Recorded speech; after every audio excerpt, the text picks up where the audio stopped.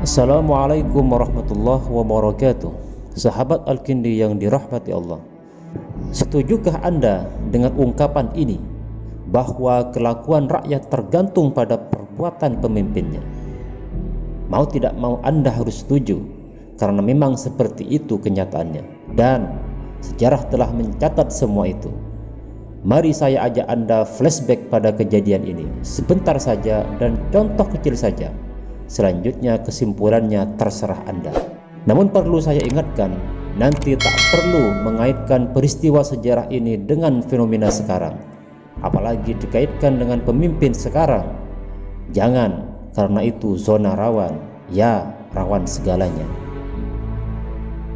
Manusia pada zaman kepemimpinan Hajjaj bin Yusuf Ats-Tsaqafi yang terkenal sadis dan bengis itu, ketika mereka saling bertemu, duduk satu meja, satu warung, maka tema obrolan mereka adalah seputar pembunuhan, pembantaian terhadap lawan politik dari si Hajjaj itu.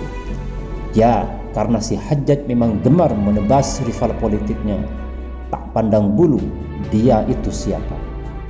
Contoh kedua, masyarakat pada era Walid bin Hisham, seorang pemimpin yang gemar pada pembangunan infrastruktur, memiliki perusahaan dan pabrik di mana-mana, hartanya melimpah, sultan lah dalam istilah sekarang.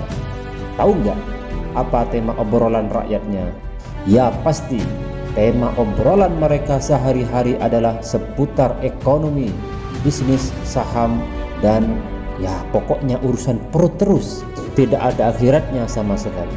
Kita lihat juga pada masa kepemimpinan Sulaiman bin Abdul Malik, seorang raja yang gemar makan makanan yang enak, gemar mencicipi berbagai macam kuliner, dan suka sekali menikah.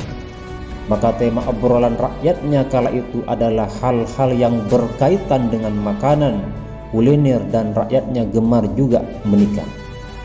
Mereka selalu membicarakan hal-hal yang berkaitan dengan keduanya di setiap pertemuan-pertemuan mereka. Dan lihatlah pada era kepemimpinan Khalifah Umar bin Abdul Aziz. Ya, dialah yang dijuluki sebagai Khamisul Khulafa, Khalifah yang kelima setelah Khulafaur Rasyidin yang empat, karena banyak kesamaan dalam corak kepemimpinan dan sikapnya dengan empat khalifah yang agung itu. Beliau terkenal dengan raja yang santun, mengayomi rakyatnya. Benar, ini fakta, bukan hanya janji-janji dalam kampanye saja. Gemar beribadah, melakukan sholat, membaca Al-Quran, membaca sholawat, menghatamkan Al-Quran, dan semacamnya. Dan lihat tema obrolan rakyatnya, ya jelas obrolan mereka seputar ibadah. Berapa surah dari Al-Quran yang telah mereka hafal, berapa ayat yang telah dibaca, berapa ayat yang telah dibaca dan menjadi wiridan tiap hari, berapa hari dalam satu bulan ia berpuasa, dan tema obrolan positif lainnya yang bernilai ibadah. Nah, sudah semestinya bagi seorang pemimpin menempuh jalan-jalan yang dilalui para sahabat dan orang-orang salaf, selalu menjadikan mereka sebagai contoh, sebagai panutan yang diikuti dalam setiap ucapan dan perbuatan. Barang siapa yang menyelisihi mereka, maka pasti akan mengalami sebuah kehancuran.